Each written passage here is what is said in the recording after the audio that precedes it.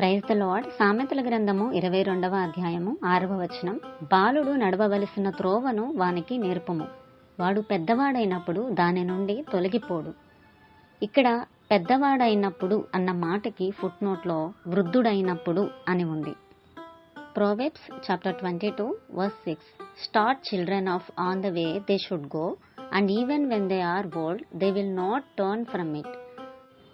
మనము ఏదైతే వాళ్ళకి నేర్పిస్తున్నామో దేవుని త్రోవలో మనము నడిపించినప్పుడు వాళ్ళు పెద్దవాళ్ళైనా వృద్ధులైనా వాళ్ళు దాని నుంచి తొలగిపోరు.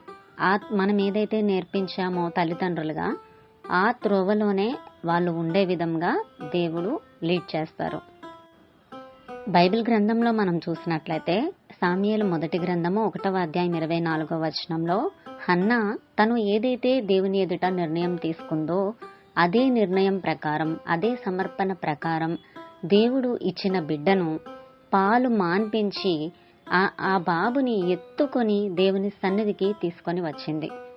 ఎప్పుడైతే దేవుని సన్నిధిలో ఆ బాబుని వదిలిపెట్టిందో ఆ తర్వాత నుంచి ఆ సమూయేలు బాబు ఏలీ ఎదుట యెహోవాకు పరిచర్య చేస్తూ ఉన్నాడు.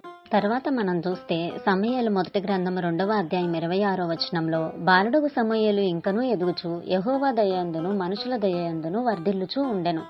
ఎందుకంటే వాళ్ళ అమ్మ హన్నా చిన్నప్పుడే దేవుని సన్నిధిలో విడిచిపెట్టింది, అంటే దేవుని చేతికి అప్పచెప్పింది.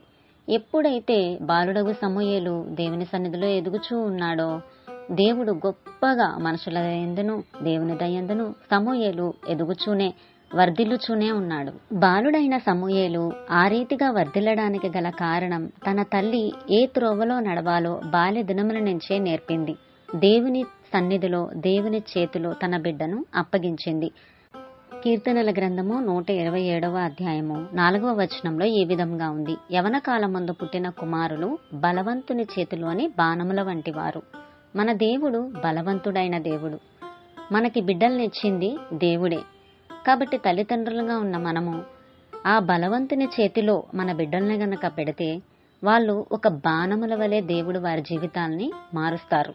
అంటే వారు బాల్య దినములందు మనం నేర్పించిన త్రోవలో నుంచి పెద్దవారైనా వృద్ధులైనా ఆ త్రోవలో నుంచి వాళ్ళు తొలగిపోరు.